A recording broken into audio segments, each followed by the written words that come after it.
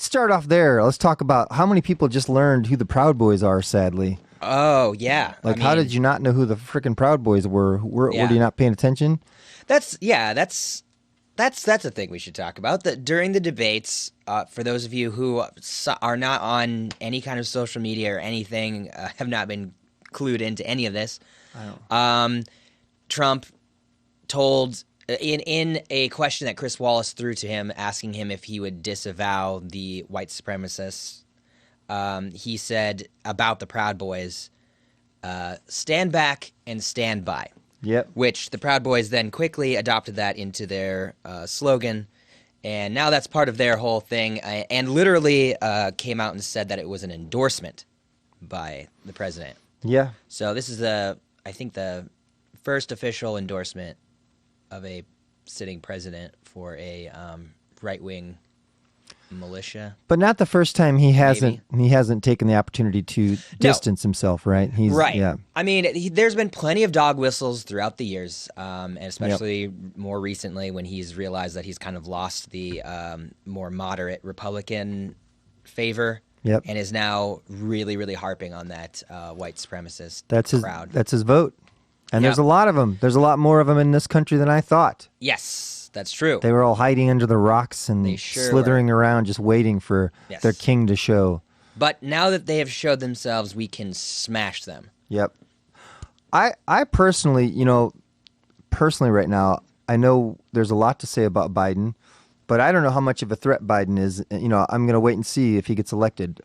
We have talked a lot about Biden, and we all know he's a very lukewarm candidate and just probably not going to do much for us. And boy, do I miss Bernie Sanders more than ever. Yeah. Saw a few interviews with him. Just like, God, I miss... Can you imagine Bernie talking to Trump during this time? Oh, my God. The articulation we would have... It would have been so amazing. His brain's so much faster, so much sharper. He's got so much more to pull from. He would have ignored every bullshit thing that that Biden got sucked into talking about. Yeah. All of these bullshit talking points that Trump has just to excite his base that are just not based in any kind of reality. It felt like an older brother slapping another brother saying, "Why are you hitting yourself? Why are you hitting yourself?" The whole time he's cutting him off. It was pretty fucking pathetic. But here's the thing. Here's the point. This is nothing new for Trump. Everyone is now shocked. Like the BBC published an article with the title "America, finds its rock." Or American democracy hits rock bottom or something like that. And I just have to say, where have these people been? This is nothing new. The only thing new that we learned from that debate was just how pathetic Joe Biden is in the face of what amounts to a just absolute moronic baboon. And that is Trump he's nothing intellectually. Nothing. Yep. And he schooled Biden. He did. I know a lot of polls are showing that Biden, that Biden came out favorably, but man, I just didn't think so. I don't know. Did you think he won that one? I didn't watch all of it. I'll be honest. Yeah. I kind of couldn't handle it. I watched enough, and I saw enough afterwards to know. Yeah. I thought that Trump really came out. I think people are surprised. I think they keep expecting Trump to show some sort of, like maybe after 4 years, to show some sort of like he's learned. But yeah, right. For a guy who that's on the people. Yeah, it's on the people. He's not going to change. It's the scorpion frog thing again. It's going to sting you. But he's gotten everything he's gotten in life by being the meanest, most selfish bastard in the world, and he just doesn't have a soul. He really doesn't. He's like a golem that is kept alive by hate and fear. And that's a big thing people have to realize. There's an old Ken Kesey saying, it's from the electric Kool-Aid acid test or a movie about it, something. The electric Kool-Aid acid test is oh, yeah, that's somebody else. Not Ken Kesey. He's in it. But, okay. Oh man, he wears those ridiculously flamboyant suits. Wavy Gravy? No. Oh my God, this is why we need a. We need a guy. If you want to be our guy, we need or a girl. We need somebody who's going to be our third. We need our unicorn. Would that be a unicorn? That wouldn't quite be a unicorn. I can't believe I forgot the name, which is Tom Wolfe. Duh. Tom Wolfe. There you go. My goodness. And you know what? I'm not even sure. My brain's getting squishy. I'm not even sure it's actually from the book. I think it's from like a documentary that talks about the book. It was a good show. But point is, Ken Kesey is talking at some point where he learned during this really good psychedelic trip that this sign said, beware of the bear. And he learned the difference between the word fear and being aware of something. And he's like, you have to be aware that there's something happening, but you cannot let the fear get into your heart, because then because no good decision was ever made out of fear. And we are making that decision now because we all fear Trump. And the fear of Trump is making him stronger. You could see him during that debate. He is like, the whole way he won't say if he's leaving. He's tackling everything he knows. He knows what the liberals fear, and he's not trying to calm anyone or even lie about it. He's doing a new thing we've never seen, and it's thrown everybody off. It's like, whoa, he's just owning it. Yeah. He's saying, oh, yeah, I'm going to be the worst person you've ever seen to you. You're right. Yeah. And therein lies the problem. And I'm gonna disagree with you on something you said a minute ago. You said he's the worst person in the world, or the most evil person in the world, and I disagree with that. I don't think he is. I think he is trying to be that for everyone. Oh, I got you. And Yeah. he is that for a lot of liberals. But I think he's honestly, I think he's passed less legislation than any other president in his first term. He's not a very effective person. And yes, like, we are seeing all these horrible things that are happening because of him. And, I think most notably, like, getting out of the Paris Agreement. And, that's a serious thing. I guess if, I don't know too much about the Paris Agreement and what all that is, but if it's anything like, most agreements, it's mostly performative anyway. Yeah. But realistically, he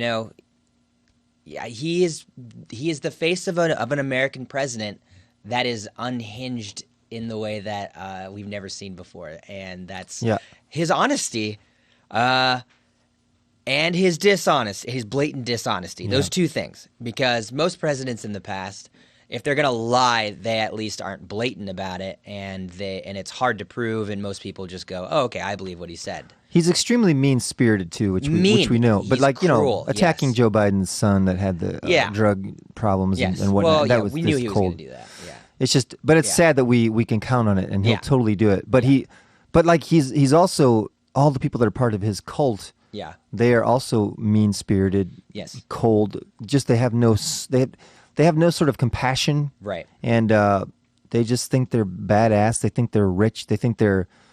We're going to get into it today with my little expose. Oh, yes. Talking about QAnon. If you don't know who the Proud Boys are, then God, I hope you've heard of QAnon at least. Yeah. Everyone listening to this podcast has heard of these things, so I can't. I'm sure, yeah. This is the rad left. We're pretty rad here. Left. So we're radical. Did we get a shout-out recently?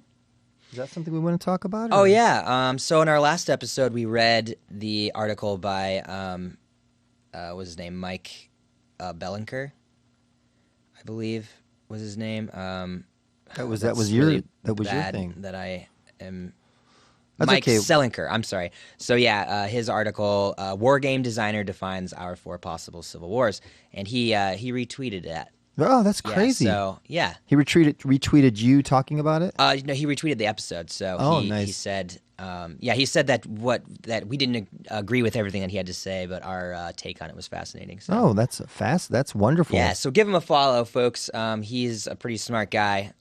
And yeah, what's his name again? Mike Selinker. So he's at Mike Selinker on Twitter. Give him a follow. And show some love, and while you're on the Twitters giving him a follow, why don't you give us a follow, because we don't have any Twitter followers. Twitter is so hard for me to get into. I'm really bad at Twitter, but I've heard it's also just a nightmare. Yeah, once you get in there, all the people that get in there that are smart want to get the fuck out of there too. Yeah. It's just like anything else. It's a cesspool of pseudo intellectuals. People who think they know what the fuck they're talking about, and are very mean.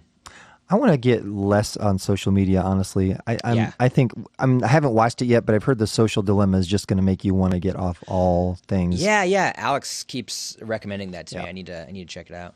It's on Netflix, right? Yeah, I'm going to watch it soon. Yeah. I know it's going to do that. It's almost like watching shows about the meat industry. I know it's going to make me feel guiltier about the fact that I like to eat meat. Right. And I slow down, I'm slowed down, but can't get away. I don't eat too much meat. Just like mostly just chicken, and then I've been I getting into know. pork a little bit, but that's about it. And chicken, Just every once in a who while. gives a fuck about chicken? They're stupid. They're not cute. They don't, and they're mean. Did you know that? You Yeah, put oh, a yeah. rat in with some chicken, they're going to treat it. So go ahead and eat all the chicken you want. We're not here to save chicken. Cows are kind of sweet, though. Chickens are kind of like the insects of the animal Yeah, world. they have no. They're just. You ever see that Fred Armisen where he's doing a chicken? Pretty good. It's one of the first things I ever saw him do. Well, what do you want to wrap up into your thoughts on this the debate? Yeah, so the next debate is going to be the vice presidents, which should be a little bit more intellectual, I would hope. I believe that is going to be on the, I think, I might be wrong on this, but I think the 7th is when it is. So that's next week. And then after that, we have 2 more presidential debates. Can't wait. They'll be wrapped up by the end of October. I just have to say about the debates, and I know, like, I feel like I have a different energy right now, and that's because ever since Biden got the nod from the DNC that he was going to be the guy to face up against Trump, the only thing I have been looking forward to are these debates. This is kind of a hot take, but I think they're fucking hilarious. Well, that's fine. Nothing wrong We're with not that. learning anything new about either of the candidates. No, nobody's They're changing both- their mind. Yeah, they're Yeah. both arguing about which one of them hates the left more.